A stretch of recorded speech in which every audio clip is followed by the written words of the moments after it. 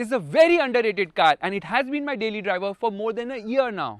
Of course, I don't drive it a lot because I end up driving way too many other cars. What a flex. And thus this Alcazar, which also happens to be known as the Creta Grand in certain countries, is actually a turbo petrol. But it's more than a Creta both in terms of size and features, and in today's video I'm going to be telling you 4 pros and 4 cons of this car. Starting with the cons, the first one is the lack of features. It does have decent kit but misses out on wireless Apple CarPlay and Android Auto connectivity. Hyundai does offer the car with an adapter for the same, but come on! The diesel doesn't get a sunroof in the top variants, only the corporate variant gets it. But what's more weird is the reason to omit the sunroof and spare wheel in the diesel, which is because of fuel efficiency, as Hyundai states that a sunroof and spare tire adds weight and makes the diesel less frugal. Well, diesel engines are inherently more efficient, and if you want to boost fuel efficiency, then it's the petrol that needs to lose its sunroof, not the diesel, because the petrol engine brings me to the next con of this car. Which are the engines? They simply don't match this car. First and foremost, the diesel, it lacks grunt with just 116 PS, but it does fine in the lighter Creta because, the Creta is obviously lighter, so yes, performance is fine there, but here in the Alcazar, the diesel just doesn't feel punchy enough. Even though it has 250 Newton meters of torque, it does struggle out on the highway to pull hard and fast, and especially with 3 row of seats here and people on board, it simply doesn't give it the kind of grunt it deserves or the performance it deserves for a car which is a people mover. Yes, this needs a bigger diesel engine. And when you come to the petrol, well, that definitely guzzles a lot of fuel, returning around 7 to 8 kilometers per liter. In fact, on the cluster with a full tank of fuel, it shows around 650 kilometers of range. It's saying 632 kilometers. It's not full tank, it's slightly less than full tank. But in the real world, it only goes around 400 kilometers, which isn't great. And because this is a DCT, the gearbox shudders on shifts. Yeah, at times it does shudder, and there's obviously turbo lag as well. So the biggest problem with the DCT is it simply does not let you launch only, which is very, very sad. And they've closed this exit or turn which I used to take earlier, so I'm kind of disappointed. And now I have to cross the whole freaking bridge there. I am sure they must be having a U-turn here, or we are quite screwed today. Yeah, they do have it. Chintu sa hai, but kaam ho jayega apna aaj. Left foot on the brake, right foot on the accelerator, and see how the DCT gearbox just doesn't let you launch only, which is very disappointing. Upshifting around 6,000 RPM. I've always said this and I'm going to say it again. There is absolutely no replacement for displacement, because earlier they used to offer a 2-liter petrol engine, which was obviously NA. Well, that had better low-end performance. Here you obviously have the turbo lag, and because that had a 6-speed torque converter automatic gearbox, it was obviously better. The DCT is good, but then you come up with the whole thing of DCT reliability, and with a dual clutch automatic also at low speeds there's this bit of shudder which happens, and it's not very quick with deciding which gear it wants to be in at lower speeds. Once you go pedal to the metal, the shifts are absolutely amazing.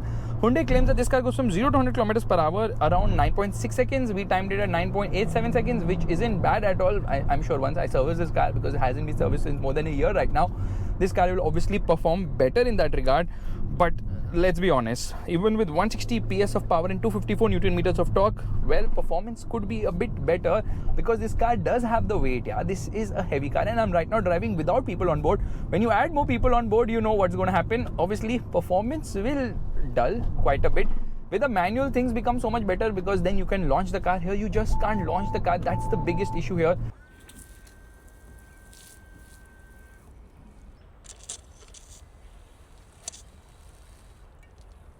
Yeah, it's telling me rear cross traffic alert. Horn is so bad. I don't know why they can't give dual tone horns. Because VW does it in some of their cars. Here the horn just feels so meek, and I don't know why everybody wants to buy a freaking white car. What's wrong with you people? There are more colors that exist. White Innova, white Fortuner, there's a white Desire right there, there's a white Ertiga standing there, there's a white Brezza going inside, there's a white Creta, old one, first generation, going from there. White everywhere, right? Grand Vitara as well. What is wrong with the world? Be colorful. Look at this grey colored punch is there, and the truck is finished in red or whatever that color is. Anyways, this car also has multiple drive modes. So right now we are in sport mode, and then you can come into, okay, when I have the gear lever into sport, it does not let me change the drive mode, because automatically everything comes into sport. So here we have normal, you have eco, and then we have traction mode, snow, mud and sand as well. So that's also not really useful as such, because unless and until you take this car off-road, what will you do with snow mode? There's no snow happening here. I know people take the car to Manali and all, where it will help to a certain extent, but remember, like I told you, there's no replacement for displacement. There's no replacement for four-wheel drive. You can't have front-wheel drive with all these modes. It's not really going to help much as such. So that's the reality of things. Performance here feels good in the Creta, not here, not in the Alcazar, because of the added weight and white amaze there. Oh my god, white!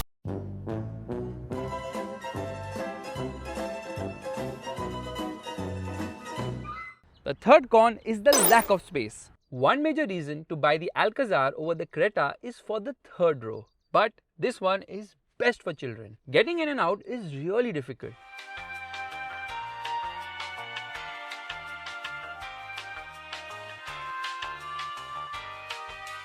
As the second row seats don't tumble and you have to actually walk through the center.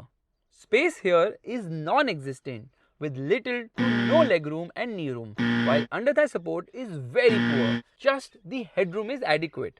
The third row seats do recline and you do get AC vents, blower control and USB ports in the third row. But to recline the seat now, I have to move my hand all the way behind and then pull this strap, which is not easy.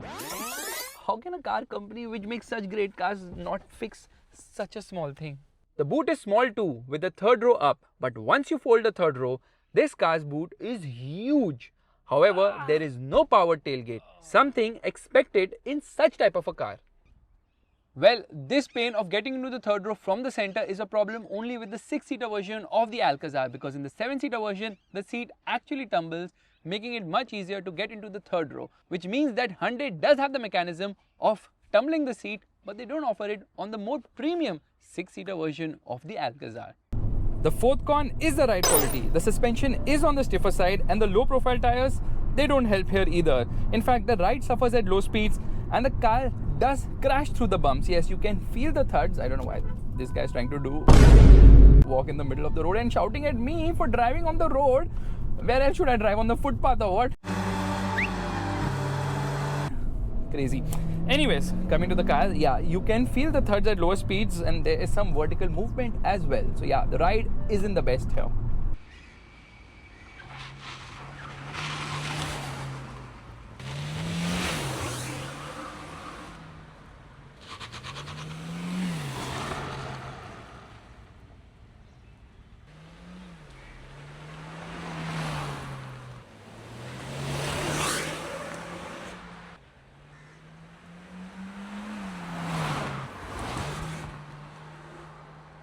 But there is a lot to like, and this Alcazar lives up to its positioning by offering a fantastic second row, which happens to be its first pro.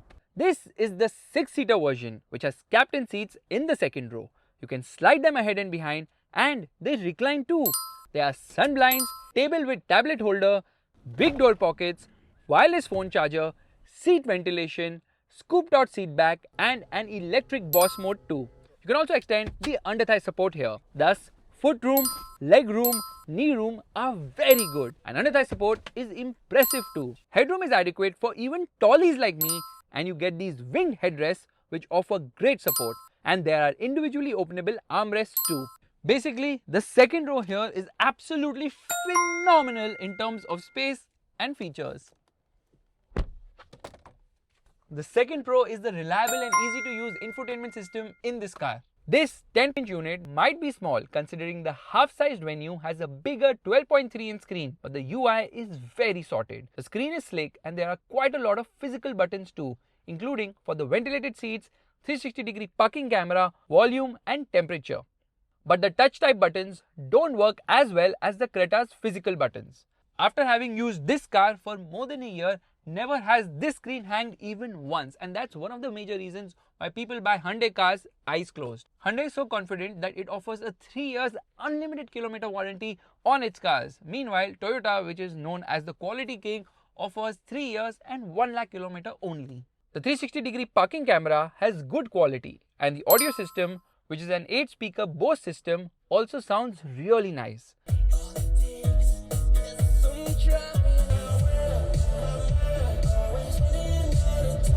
Open Gangnam Style. Gangnam Style. By the way, this magnetic pad here is a neat touch.